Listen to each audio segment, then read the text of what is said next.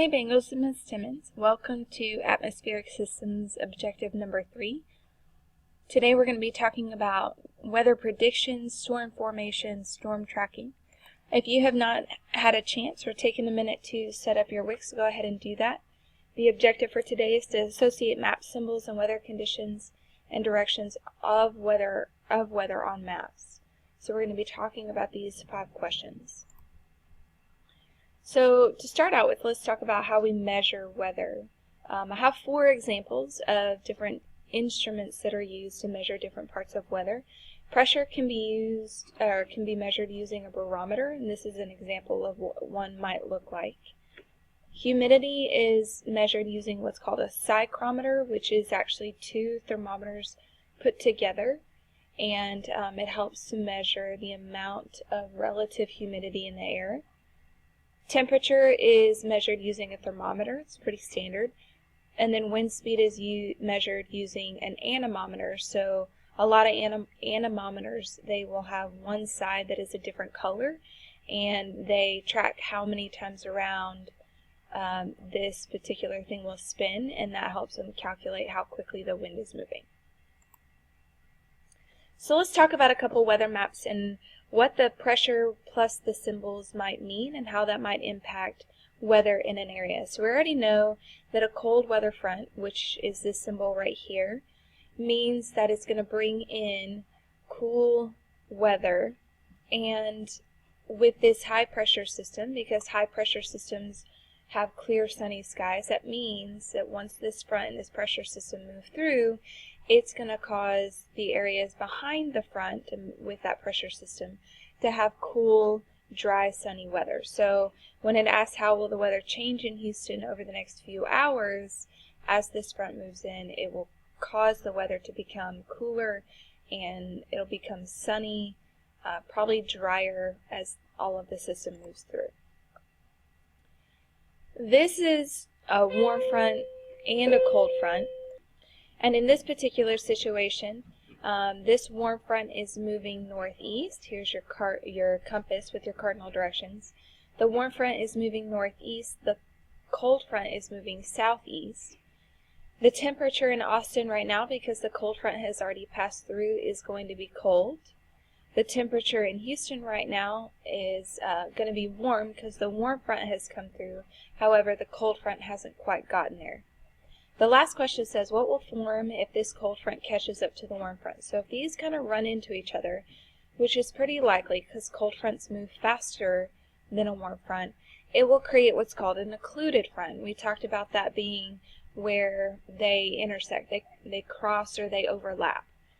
If that happens with this low pressure system right here in the corner, right up here where they start to meet, that is where you end up with thunderstorms, because an occluded front creates a lot of unstable air, and with a low pressure system at the same time, that is where thunderstorms happen, or they're most likely, even leading up to tornadoes. So these are kind of your more violent thunderstorms.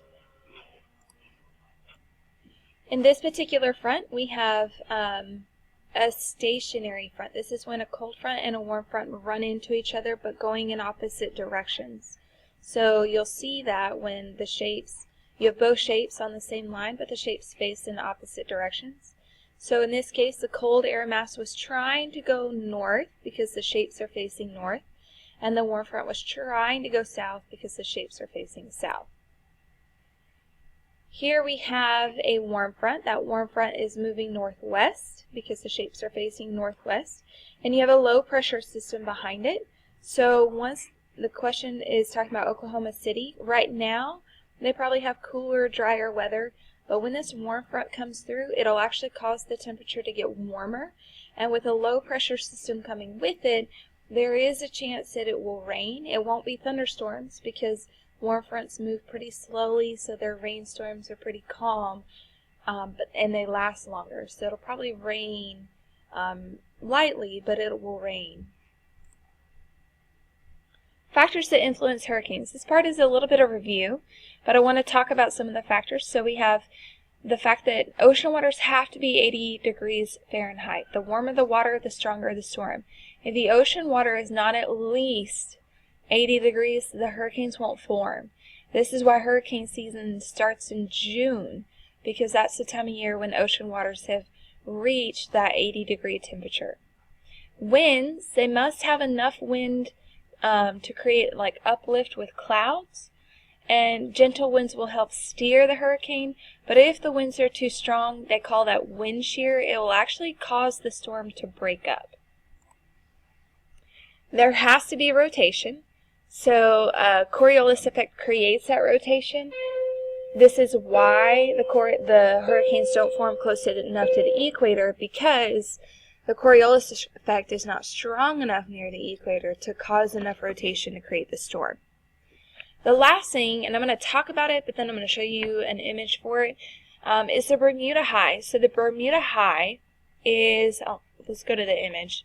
It's a semi-permanent, meaning it's pretty much always there, high pressure system that sits in the Atlantic. During our summer, it's actually closer to the United States, so kind of where you see it now.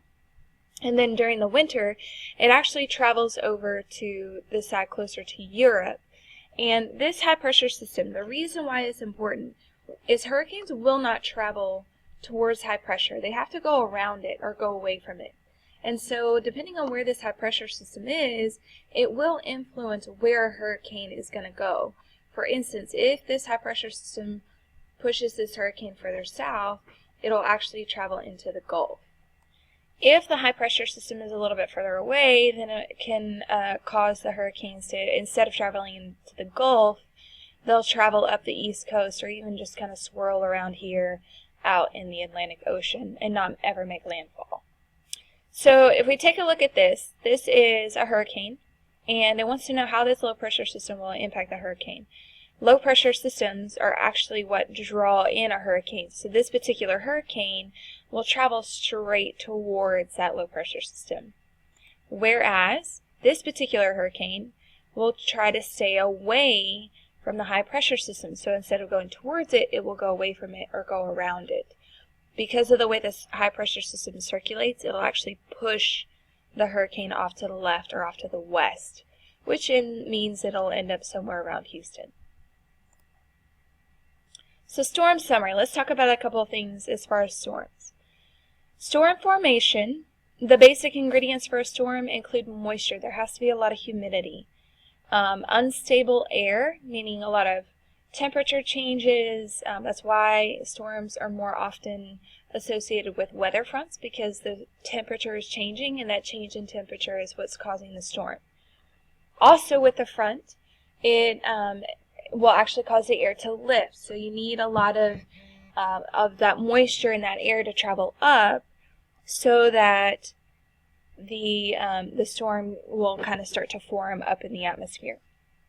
Storm tracking. We use radars to scan areas. So Houston meteorologists will use a radar to scan Houston and all of the areas around Houston. If you ever watch the weather, you'll see it kind of looks like the storm is in a circle. That's because that's as far as our radar can read. If we join that up with other radars, then they can kind of put the pieces together. Now keep in mind, storms will always travel from areas of high pressure towards areas of low pressure. So by tracking the storm, kind of what they're seeing with the radar and knowing where the high pressure systems are, where the low pressure systems are, they're able to kind of figure out where that storm should be traveling to. Last and final thing, storm intensity. Storm intensity has a lot to do with the speed and the type of the front that brings the storm and the pressure difference between high and low pressure areas. So here's what I mean by that. Warm pressure or warm fronts move very slowly. So they don't bring very intense storms with them. Their storms are pretty moderate, very calm. It may rain, but it probably won't have any lightning or thunder. Cold systems, cold fronts, they move a lot faster, and so they're more likely, because they travel through an area a lot quicker and have a lot more energy with them, they're more likely to create very intense storms. If you have a cold front and a warm front that make an occluded front, that's where you get your violent storms. With the pressure systems, if there's a big difference between high and low pressure, the wind is going to move very, very quickly. If there's not a big difference, then the wind is pretty calm. It's not going to move very fast. And so both of those factors put together can create, will influence how intense that storm is going to be. That is all for today. Make sure you complete your action item. Predict the weather that will occur in Phoenix, Arizona tomorrow according to the weather map that you have on the back of your matrix or the back of your Wix. Y'all have a great day.